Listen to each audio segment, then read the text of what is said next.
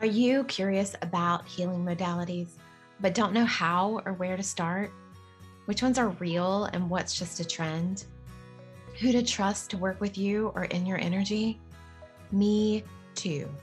I'm Chris Greer, and this is Grounding Journey. I've been on a lifelong journey and wanted to dig into a variety of ways to heal along the way and the tools we can use to do it. So I found some neat women who use different modalities to heal themselves and those around them. I invited them to have a conversation with me where they can share about their journey, what called them to their favorite modality, and how they use their tools on their journey and the profound results they've seen. I'm glad you're here. Let's get started.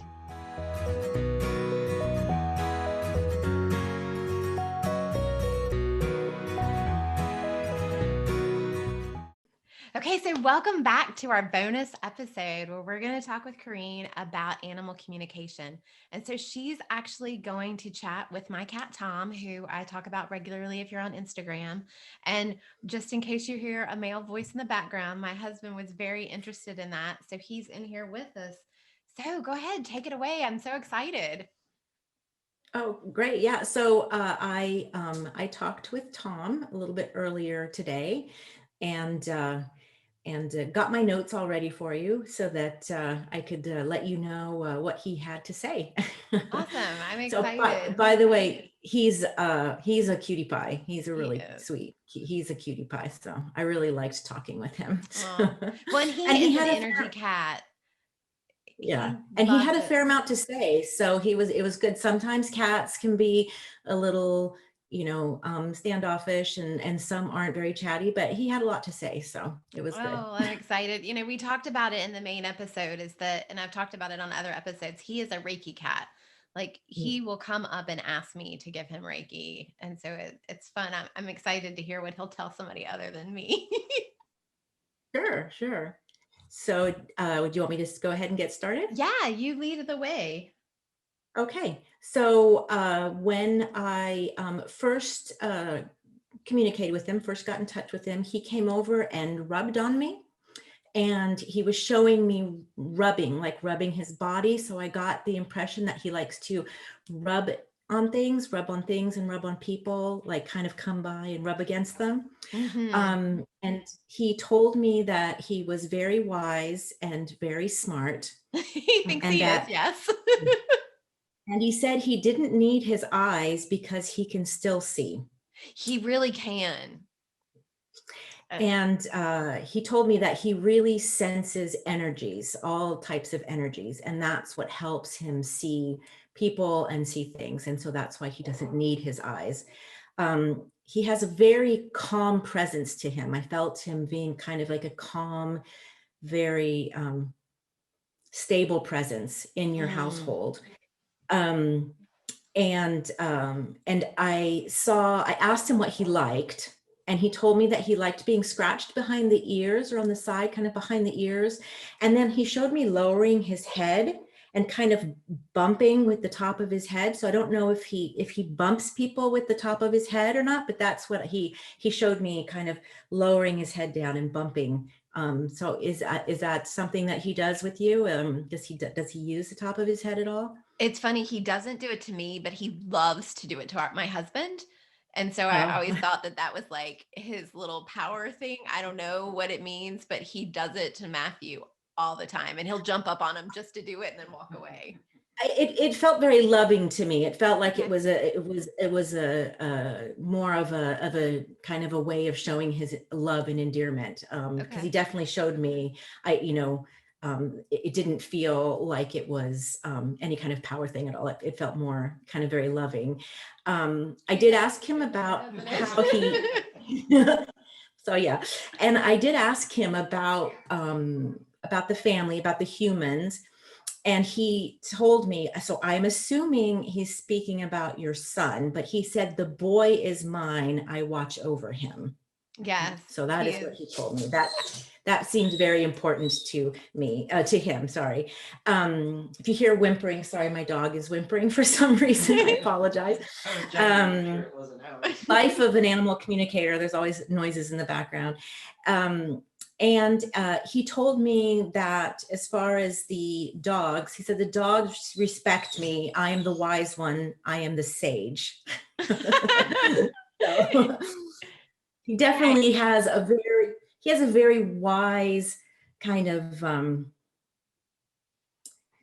almost I don't want to say Gandhi, but that kind of like Buddhist kind of sage, very calm presence to him. That's how I felt, and that's how he sees himself, especially in relation to the other animals in the household. So, Well, I love that. I don't my know how much to interject when you're talking or not. go ahead, Okay. you please. But I love that because we live in a smaller neighborhood and we're on a dead end street at the very back of the neighborhood. And it's funny because, we also back up to some woods. So we end up with stray Mhm. cats through the neighborhood. And he kind of like, it was always peaceful when he was outside. There wasn't fighting. He kept everybody in line. Nobody would like, everybody had their territories and he was over everything. And now that he's been an inside cat for the last year, um, we make jokes because we're like, the neighborhood's going to hell. There's stray cats around, there's cat fighting. So I love that you say that because he definitely had Yeah. that role in the Oh neighborhood for yeah. sure. He definitely, I mean, the fact that he said he's the sage, I definitely get the feeling that he is the one who comes in and because he senses energies and he is very energetic. I feel like he definitely is kind of like the peacekeeper Mm-hmm. and the one who comes in. The fact that he said, like, again, the wise one, the sage, that kind of it just reiterates that sensation that I got from him, that he was this calm presence that kind of wherever he went that kind of followed him, and the other animals respected that from Yes, him. he So that's definitely plays that that role. from him. Um, and I told him that I was quite impressed with his abilities, and he answered, "You should be." I thought it was quite clever of him. So, You have his so personality he's for quite, sure. You got his yeah. he was not hiding from you. He was showing his true form to you. No, definitely, definitely. And then he also told me that he likes the warmth and he likes sunning himself, but he says he stays low because it's safer. And that makes sense because of his vision. And then I asked him if I could do medical intuition on him, and he said that was fine. So I did a scan of his body. And obviously I did get darkness around his eyes, but that's not a secret. That's just because he can't see. So that Right. was very normal. And then I got kind of some tightness or an achy feeling in my throat on the right side. And I couldn't tell if it was related to like maybe like a hairball, or if he actually had something that was bothering him in his throat. But I did get an achy kind of tightness on the right side of his throat. Was it his throat or could it be like kind of jaw area? It could have been the jaw. It could have been up higher. It was definitely in the high end of the throat, which is why Mhm. I thought, oh, maybe it's a hairball, but I definitely felt something there. Um, Yeah. I also got some kind of a prickly sensation on the left side of his tummy. So I don't know if he has digestive issues, or it felt more digestive to me. Does he ever have an upset tummy at all, or is he pretty stable with his food? I mean, he's pretty stable. I mean, we get a hairball every now and again. Maybe that's what it was. Yeah, it didn't feel big. It felt Mhm. small. So it could just be something that's transitory. So Mhm. and I did get some stiffness in his neck and upper shoulders, but it felt almost more like maybe some joint stiffness, which would go along with his age. That would be normal. And same thing at the base of his tail, which kind of would really be in line with his hips and his shoulders. So I think that that's probably just normal aging, kind of an achiness. And then I also got something in the right nostril or eye duct, that area. So I don't know if that's related to his vision or if he has a sort of any kind of sinus blockage, but I got a little sensation in that area as well. Yeah, in his accident, his nose and his jaw were broken. Oh, And so so you can still see on the right side, and he's recently oh, had some more issues with his right eye kind of coming down. Um, okay. and So it that's was why I was definitely asking that. about his jaw because we were just talking 2 days ago. He was playing with one of his toys, And I'm like, I think his jaw's hurting. Like, I think it's sore. Yeah, and that was also the right side. So if that's the side that he has issues with, then it makes Mhm. sense because the nostril eye was on the right, and so was the, I thought, throat, but it was definitely up here. So it could have Yeah. definitely been, it was very high that I felt it. I tend to feel as opposed to see. Hmm. So I felt it up here. Um, but that could be jaw. So it could be that there's just some residual with his right side if that's the side where he had the accident. Yes, he's Um, blind in both eyes, but that's the side that took the blunt trauma to it. okay, well then that makes total sense that would Hmm. be where I would feel it. Yeah, He same here. has he has amazing hearing. I felt very loud, vibrant in his ears. So he's obviously compensated with his hearing. And I also felt, and this is kind of more not strictly medical, but more a little on the woo-woo side, but I felt that he has an exceptionally strong and big aura and a very large energy field. It felt very strong and very complete and very vibrant. And that kind of then goes back to how he presents himself as well. Hmm. And if you said that he likes Reiki and that he, it makes sense because his energy field is very strong and very large and very positive. It's very good. It was I got a very warm feeling over my whole body when I saw that. So Yeah, he and has a that's everything. presence. He Yes, definitely has definitely. a He has a presence. very, he's small but mighty Yes, in his yes. presence, definitely. Yeah. And that's everything I got from him, which is pretty good, was a pretty good communication. Yeah, well, and I mean, everything you say is exactly, and we talked about he'd had an accident, but I didn't tell you any of the side stuff. So just to And I share with actually the audience. forgot. I actually forgot that he had an accident. I remember, only thing I knew he was blind, but for some reason I didn't remember when, and I completely forgot he had an accident. Yeah. But yeah, you definitely didn't tell me the details. So. Yeah, well, and that's what I kind of wanted to share with the audience. So if anybody's like, "Oh, those, blah blah blah," like, no, everything you said was stuff we haven't shared about him. And he did have an accident, and at time of recording, it was a year ago, 2 days ago. So we're right at the anniversary of it. Okay, And right. so and especially commenting about his hearing, because his hearing has, I mean, it's amazing what he can Mhm. hear. And when you were talking about him brushing up against things, his whiskers have gotten really long. Like, that's another way his Mhm. body is compensated. And my husband's parents were here a couple, 6 months ago, and they're like, he's got to see, like, he's not blind. And we were like, yeah, no, he's blind. If you watch him long enough, you'll see he's blind. Yeah, see, he said meow. There he is. Yes, see, he says, I can see. That's what he's saying. Yeah. But I feel like his energy is so strong. And then he did say that. I mean, he said, I sense energies, and I felt Mhm. it. And it was so large and so strong that I really feel he's almost like a bat, like he has Mm. this, like he can really sense everything. And Mhm. so I think that the fact that he can't see really isn't a handicap for him whatsoever.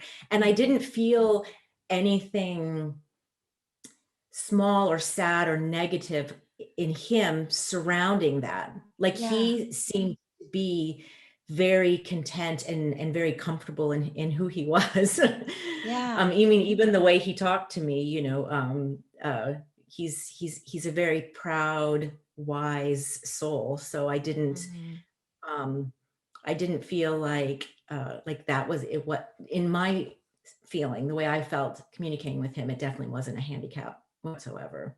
Yeah, I love that you share that with us because, when he had his accident, it was touch and go for 24 hours on if we had to make a decision or not. And then the vet at one point was saying, he's not going to recover. And then she called and she says, I can't believe the leaps and bounds he's made in the last 2 hours. She said, I've seen less hurt cats recover slower than he has in the last 2 hours. So we were always worried because he was Mhm. an outside cat and he had all the neighbors fed him and loved him. And so we were worried, was he going to hate being an inside cat? Because, he's obviously inside now. But we take him outside and the neighbors come over to see him, and he loves it. Like as soon as he hears their voices, he'll go run into them. So it's nice to hear you say that he's Yeah. content, because we do, we worried about that, but we didn't want his story to end the way that the accident No. happened. And he No, was, and I get the feeling that he still has work to do. So mm, I felt like he has a definite role yeah. to play in your lives. So Mhm. so yeah, it wasn't his time. Yeah. Definitely Well, that's wasn't. why I was like, I don't care what it costs. As long as he's not going to suffer, I want him Yeah. home. And I love that you Yeah. said about Kevin, because Kevin is like his boy, and Yeah. he will be sacked out of sleep and hear Kevin come in the back door and jump up and run after him. And he's so close to Kevin that we tell Kevin he can't move out until Tom's Yeah. gone, Yeah. which may not work No, and for us. he definitely feels, I got the sensation from what he said to me that that his role is to watch over him and keep him Hmm. safe. So that's definitely a really important role for him right now. Yeah. So so it's good that he's still at home. Yeah. Well, and that's why, we're like, oh gosh, that means you're going to literally have to live at home till you're 30. Because Although perhaps because of the fact that he only does this head bumping with your husband, maybe your husband will become the replacement after your son leaves. well, it's funny because Kevin's girlfriend lives out of town, so he'll go every other weekend to see her. And the second day Kevin's gone, Tom gets really antsy and he gets Mhm. anxious until Kevin comes home. And then we don't see him for a day once Kevin's home, because he is in Kevin's office with him all day and stuff. Yeah. So, Yeah, that doesn't surprise me from what he said. So mhm. definitely is very important in his life right now. So Well, and I love that you said the boy, because that's actually the nickname we have for Kevin. oh Is we call him really? we call him the Well, boy. I thought, I tend not to try to interpret. So whatever I hear, I write down. And sometimes I find it like, oh, that's an unusual way to say it. And I want to replace it with like the person's name. And then I've learned no, because there's a reason for that. So yeah, he said the boy is fine. So that's Yeah. how it came out. I mean, Kevin's jewelry Sometimes I box get with really his, strange things and I'm like, I don't know what this means, but I'll share it. It's got to mean something for someone. yeah. So Well, Kevin has cufflinks, and the box that his cufflinks are in is engraved with the boy, because that's what oh, we've called him. that's So, so fun. just more validation. Like it didn't trigger when you first said that, but I'm like, yeah, that's totally like what we call him, is the boy. That's Um, funny. So yeah, well, Tom is calling him the same thing. So yeah, that's funny. yeah. Well, that was He- so much fun. Like, I absolutely love that you were able to share some stuff with us and just give us that confirmation of, yes, his jaw has been hurting. He is content. He sees himself the way that we thought he sees himself. So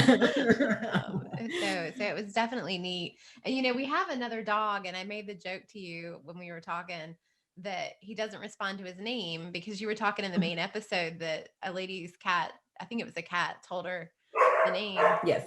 So when we get back from our trip, I would love to set up a time with you that we can hire you to talk to our dog and just kind of see, because Sure.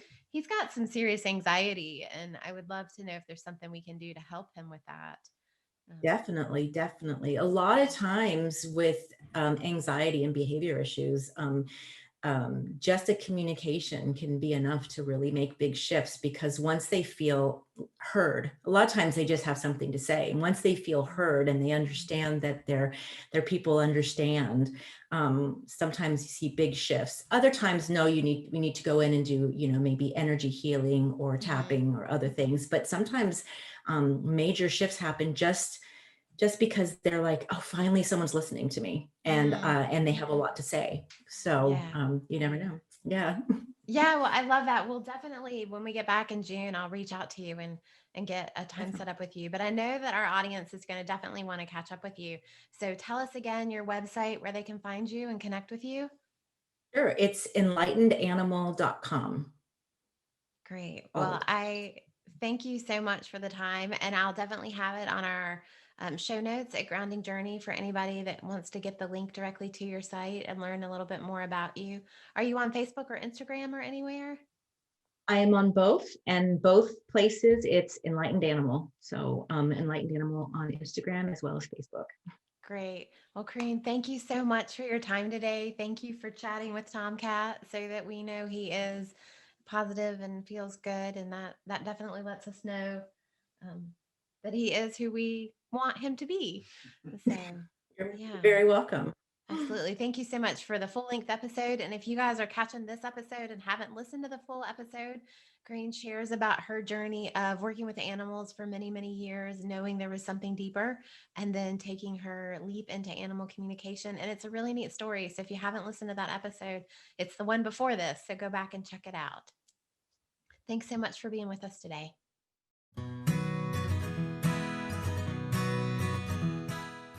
Thank you for listening today. I would love for you to join in on the conversation by following me on Instagram at grounding_journey. That's where I get to connect with you and other women like us. I'll see you there.